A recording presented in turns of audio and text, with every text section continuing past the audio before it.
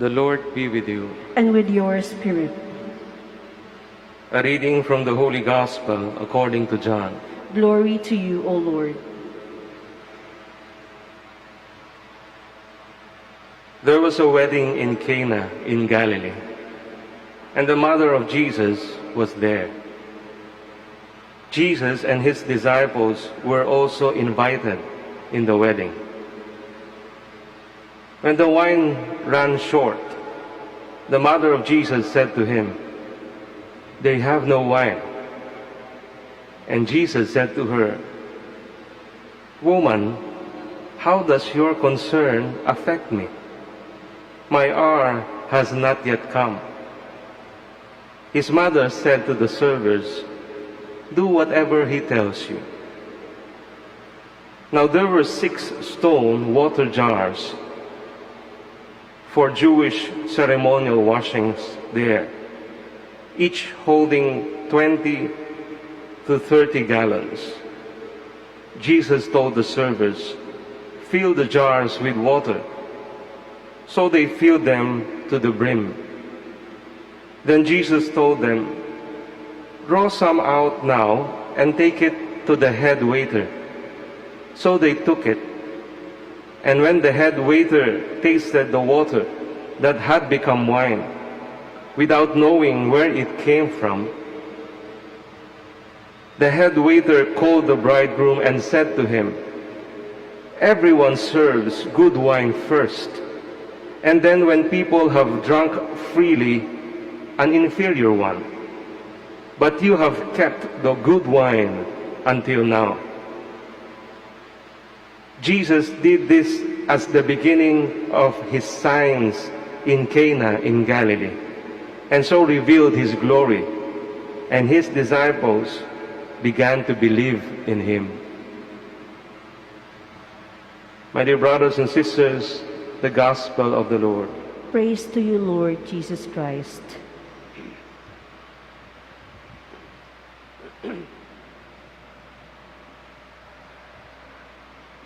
Mahirap po siguro ikasal.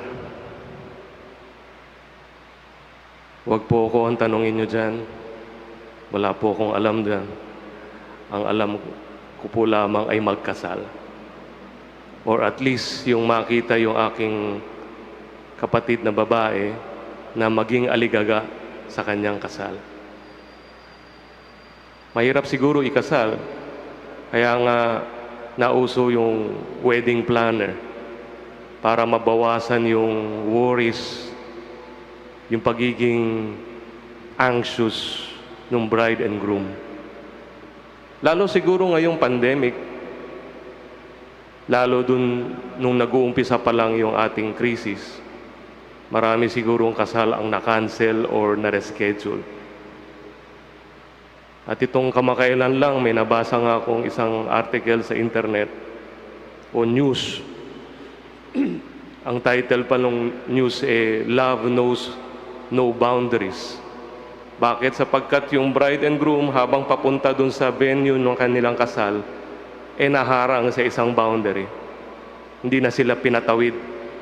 Kaya sila'y napilitan na doon na lamang magpakasal kung saang merong simbahan doon sa boundary. Yung hirap ng bride and groom, alam yan ng ating mahal na ina. Pagkat siya rin mismo ay kinasal kay San Jose. At hindi lang basta biro yung kanyang dinaanan. Siya ikinasal habang siya'y nagdadalang tao sa ating Panginoong Jesucristo. Of course, it is through the Holy Spirit. Kung very anxious na yung bride and groom under normal circumstances, lalo na ang ating mahal na ina, yung kanyang dinadala sa kanyang sinapupunan ay anak ng Diyos. At hindi lamang yun, siya'y maaaring tuligsain ng society dahil sa nangyaring sitwasyon sa kanya. And she went all through that. Kaya nga, nung siya'y umattend ng kasalan dito sa Cana, alam na alam niya ang hirap ng bride and groom.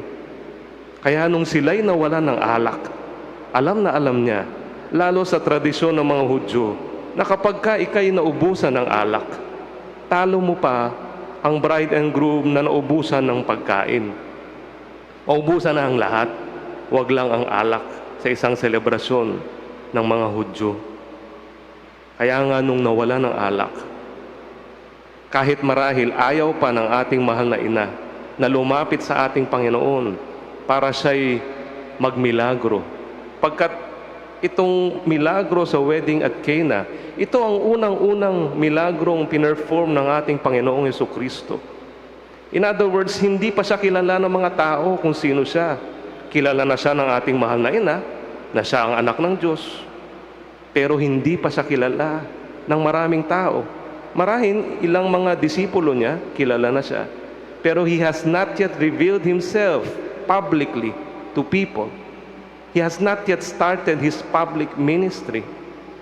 And yet, when our Blessed Mother approached Him, maaring sinabi dito sa Ebanghelyo, may konting hesitation ng ating Panginoong Jesucristo, pagkat siya'y naging tao, tunay na naging tao. At dito, marahil, hindi pa iniisip ng ating Panginoon na siya'y magsimula ng kanyang public ministry. Uma-attend siya ng wedding Party ito. Kasama niya yung kanyang mga kaibigan, mga disipulo. Marahil ay sila'y nag-e-enjoy ng party. At ito ang ating mahal na ina, lalapit sa ating Panginoon. Wala na silang alak, anak. Kaya ano ang natural na sasabihin ng isang binatang kagaya ng ating Panginoon nung panahon na yun? Hindi ko pa po oras. Merong isang TV series, ang title ay The Chosen. Ito'y tungkol sa buhay ng ating Panginoon. Magandang pag-aagawa, kahit na hindi Katoliko yung gumawa, pero dito sa punto, when that film portrayed our Blessed Mother and our Lord Jesus Christ, it was portrayed not just in a respectful manner, but even in a divine and human way. Bakit? Sapagkat yung portrayal ng encounter ng ating mahal na ina sa ating Panginoon, habang sinasabi ng ating mahal na ina kay Kristo na wala na silang alak. It is a very touching scene. Naging touching siya kasi ipinaralel siya dun sa pagkawala ng ating Panginoon sa templo. Umpisahan natin dun sa pagkawala ng ating Panginoon sa templo. Pinakitang isang scene ng ating mahal na ina, tumatakbo, worried na worried, kung nasaan ang ating Panginoong Jesucristo, na 12 years old pa lamang nung panahon na yon. At nung makita niya, kasama ng ating Panginoong Jesucristo si San Jose. Si San Jose, binabalita kay Maria kung gaano niya narinig ang ating Panginoon na nagpipreach sa templo. Pero ang ating mahal na ina ay worried na worried kay Kristo. Dali-dali niyang niyakap ang ating Panginoon. At sinabi, "Where have you been?" At sabi ng ating Panginoon, "Don't you know that I should be with my Father?"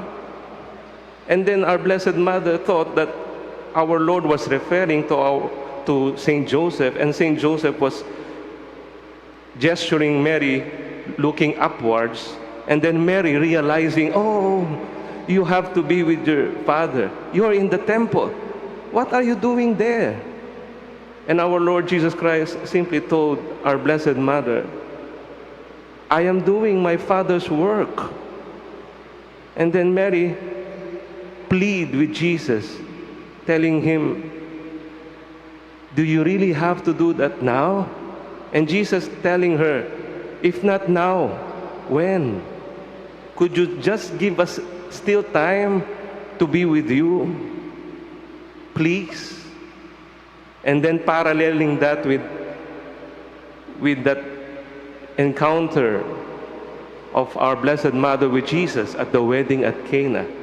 Our mother telling those same words that Jesus told her when he got lost in the temple. "If not now, when?"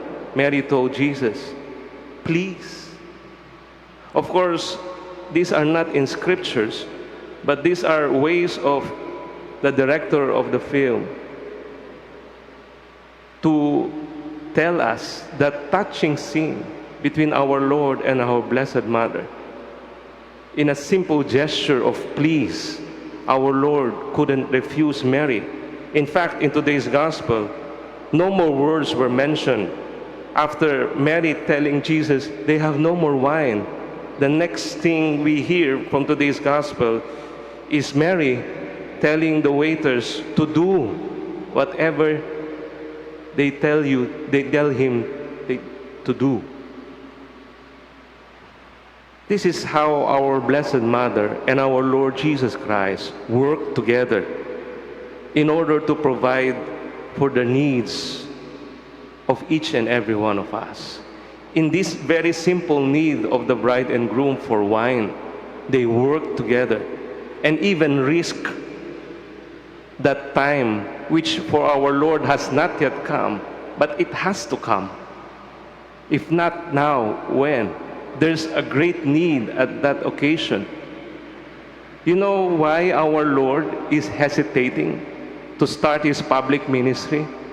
Because it will mark not just the start of His public ministry, but also the start of people realizing who He is, together with the Pharisees and scribes and the Romans. It will start His step towards Jerusalem, where He will be arrested, persecuted, and nailed on the cross. Our Blessed Mother also knows that. That is why when He got lost in the temple, Mary could probably have hesitated or pleaded with Jesus, if we could still be with you, could you not yet start your public ministry? And here, Mary, realizing the need of the situation, risk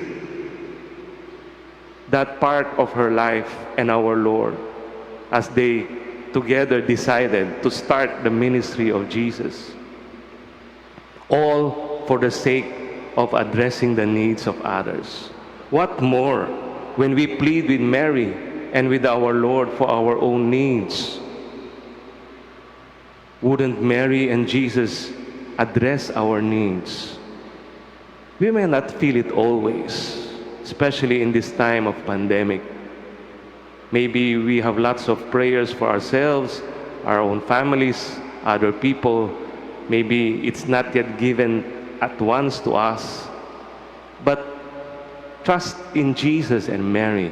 They are working together to address our needs. That is how much they love us. And it should inspire us to trust more in God. And not only inspire, it should also challenge us to love in that same manner, to love one another in that same manner, to address one another's needs in that same manner, of how Jesus and Mary loved us. We in turn should love in that same way one another. Kung gaano siniguro ng ating mahal na ina at ng ating Panginoon na hindi maaabirya yung bride and groom dito sa Ebanghelyo. Marahil hindi na nalaman ng bride and groom na nawalan ng alak. Marahil hindi na nila pinaalam para hindi na sila maligaga. Ginawa na lamang nila ng paraan. Ginawa na lamang ng paraan ng ating mahal na ina at ng ating Panginoong Jesucristo. That is how much we are to trust Jesus and Mary with our lives, with our needs, especially in time of crisis.